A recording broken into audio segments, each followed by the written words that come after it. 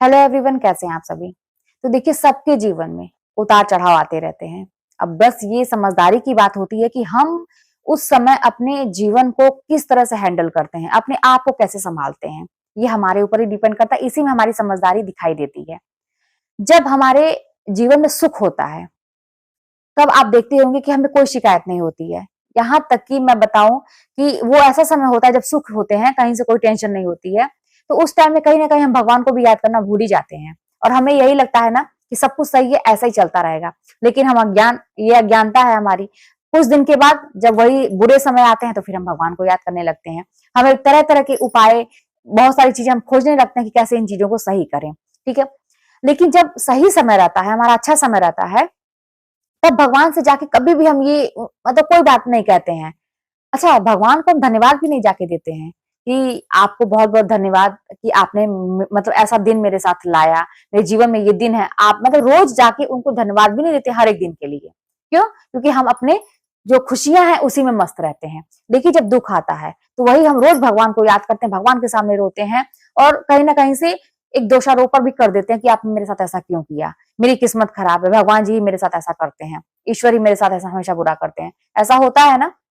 तो अब यहाँ पे बात तो यहाँ पे ईश्वर की हो रही है, ठीक है, लेकिन ईश्वर से भी बढ़ के जो मैं एक बात कहूं ना, कि हमारी जो आत्मा है हमारे अंदर, वो सबसे बड़ी ईश्वर एक तरह से मैं मानती हूँ।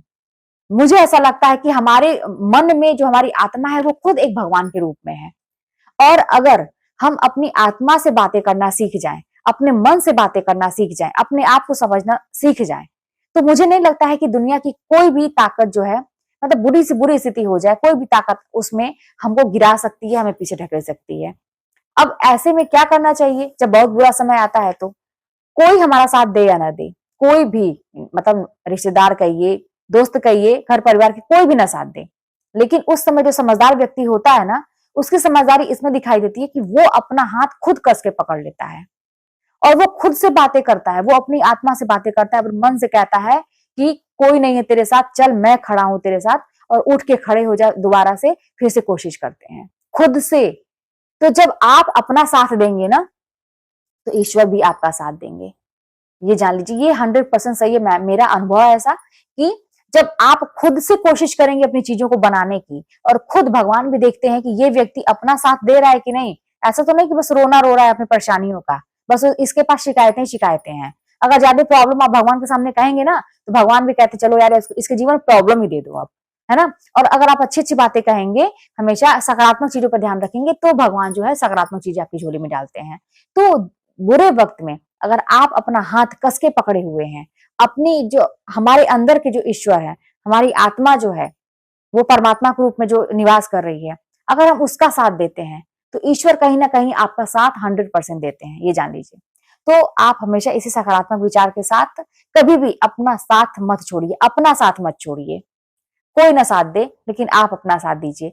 कभी भी आपको अकेलापन नहीं महसूस होगा। आप कभी भी ये कह ही नहीं सकते कि मैं अकेला हूं, है ना। क्योंकि अक्सर ऐसा ही होता है ना कि लोग अकेलापन महसूस कर करके अपने आप को बीमार बना लेते हैं, और ये ऐसी बीमारी भयंकर होती है ना कि जानलेवा भी साबित हो सकती है। तो इसीलिए अपना साथ दीजिए, अकेलापन बिल्कुल भी महसूस नहीं होगा। और जब आप अपना साथ देंगे तो ईश्वर भी आपका साथ देंगे, और अपने जीवन में आप कहीं ना कहीं सक्सेस रहेंगे, आगे बढ़ेंगे, और ये चीजें दुनिया को भी दिखाई देंगी। अब आप अपने आप को साबित कर पाएंगे। तो फिर चलिए, मिलते हैं नेक्स्ट वीडियो में। कोई भी बात होगी तो कमेंट के माध्यम से बताइएगा।